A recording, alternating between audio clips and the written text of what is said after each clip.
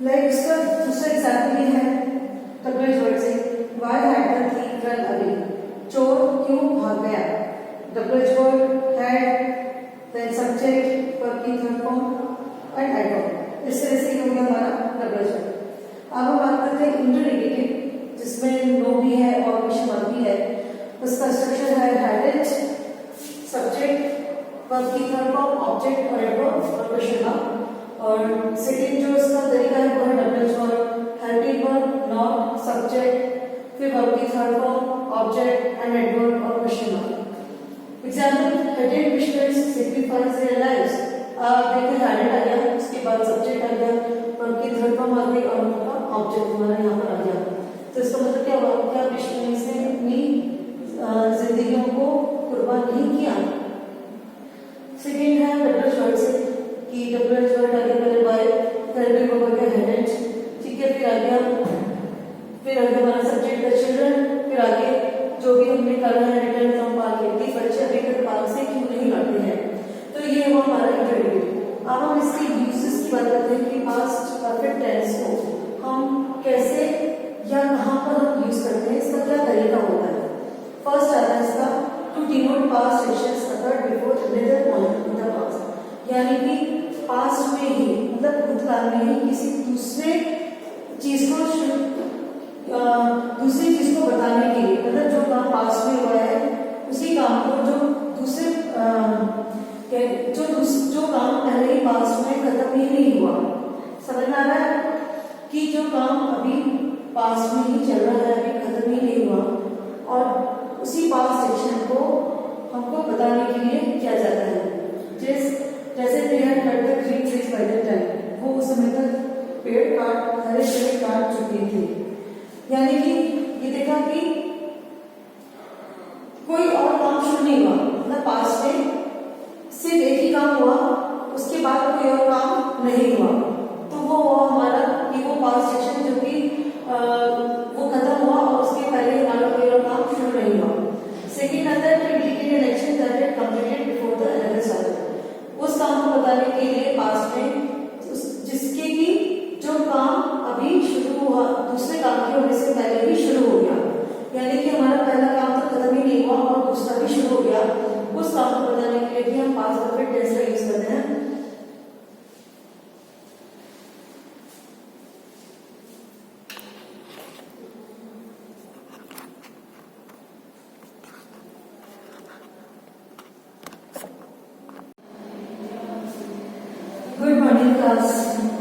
Good morning class.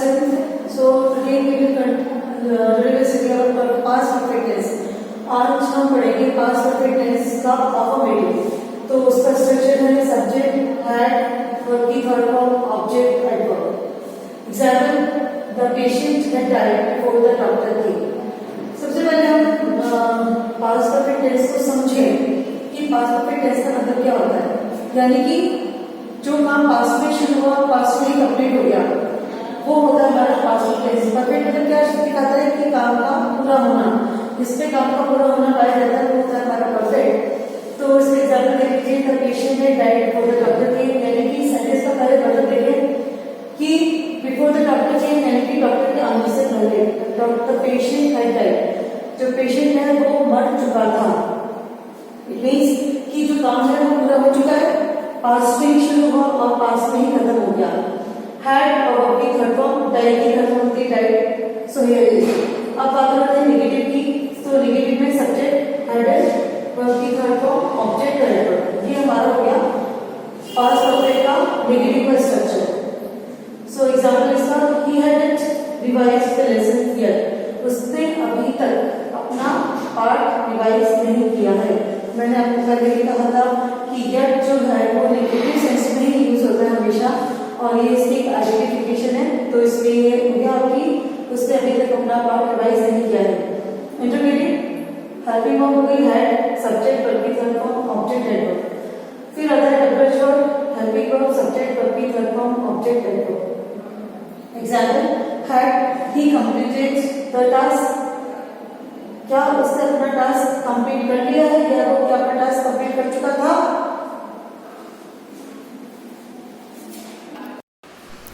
हमारा past perfect का जो थर्ड पॉइंट है वो है in conditional sentences indicating impossible condition, यानी कि जो हमारे शर्त वाले जो वाक्य होते हैं उसमें इम्पॉसिबल कंडीशन है कि एक ऐसी स्थिति को दर्शाना जो करना असंभव हो।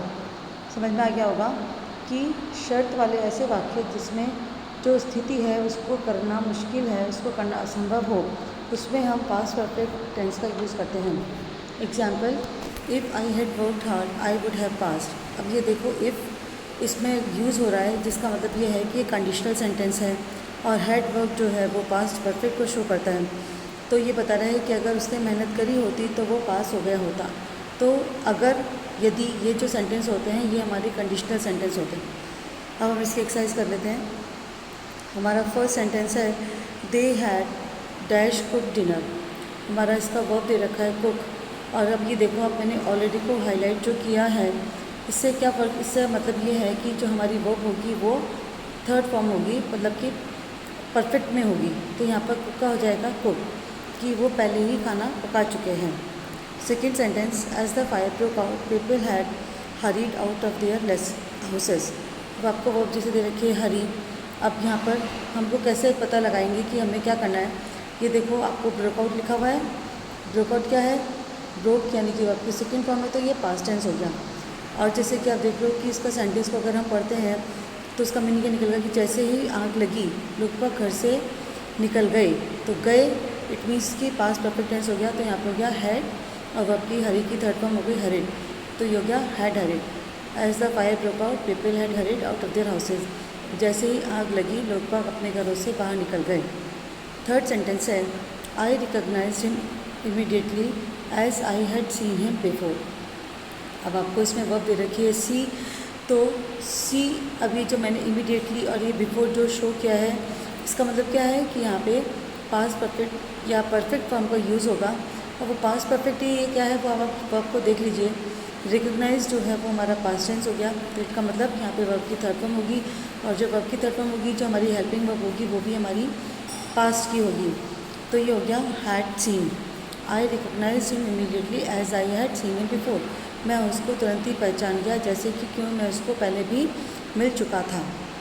Fourth sentence, if he had applied in time he would have got the job. Apply दे रखा है, ये तो कंफर्म है कि यहाँ पर अप्लाइड आएगा। क्यों है? क्योंकि गॉट आ रहा है। वुड हैव गॉट ये हमारा पास्ट में हो गया। तो यहाँ पर इफ़ से सेंटेंस शुरू हो रहा है, जैसा कि हमारा कंडीशनल सेंटेंस होता है, तो इसलिए यहाँ पर हो जाएगा पर फॉर्म तो थर्ड फॉर्म हो जाएगी, और जो टेंस होगा वो हमारा हो जाएगा पास्ट टेंस। तो ये हो जाएगा इफ़ ही हैड, यानी कि जो हेल्पिंग वर्ब होगी वो पास्ट टेंस हो जाएगी। If he had applied in time he would have got the job. अगर उसने समय पर अप्लाई किया हुआ होता तो वो उसको जॉब मिल गया होता। फिफ्थ है by the time the fireman arrive the fire dash many hurts. अब ये देखो इसमें आ रहा है बाय द टाइम, बाई लग रहा है। जिस सेंटेंस को अगर हम पढ़ें तो इसका मतलब क्या होगा कि जब तक आग बुझाने वाले लोग पहुँचे, आग कई झोपड़ियों को नष्ट कर चुकी थी। अराइव आ रहा है, इसका मतलब क्या होगा कि वर्ब की तो सेकेंड फॉर्म ही आएगी, लेकिन कर चुकी थी तो इसका मतलब हो जाएगा ये पास्ट परफेक्ट टेंस। तो ये हो जाएगा हैड डिस्ट्रॉयड।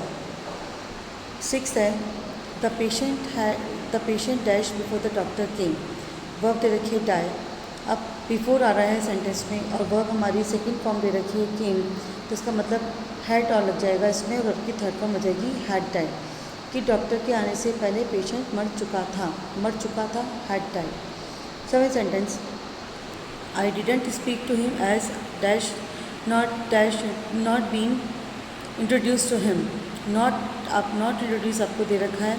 अब आपको क्या करना है, इसमें आपको वर्ब की थर्ड फॉर्म तो लगेगी क्योंकि डिड आ गया। निगेटिव इस सेंटेंस है तो इंट्रोड्यूस, क्योंकि हमारा पास्ट टेंस है तो इसलिए तो ये, और जो एज से जो लगता है, जब सेंटेंस एज से शुरू मतलब जिसमें एज लगा हुआ होता है तो कुछ वो आपको इंडिकेट करता है कि वहाँ पर हमें परफेक्ट फॉर्म यूज़ करनी है। अब पास्ट तो इसलिए हो जाएगा क्योंकि यहाँ पर डिड दे रखा है कि मैंने उससे बात इसलिए नहीं करी कि क्योंकि I had not be introduced him, क्योंकि मेरा उससे परिचय नहीं करवाया गया था।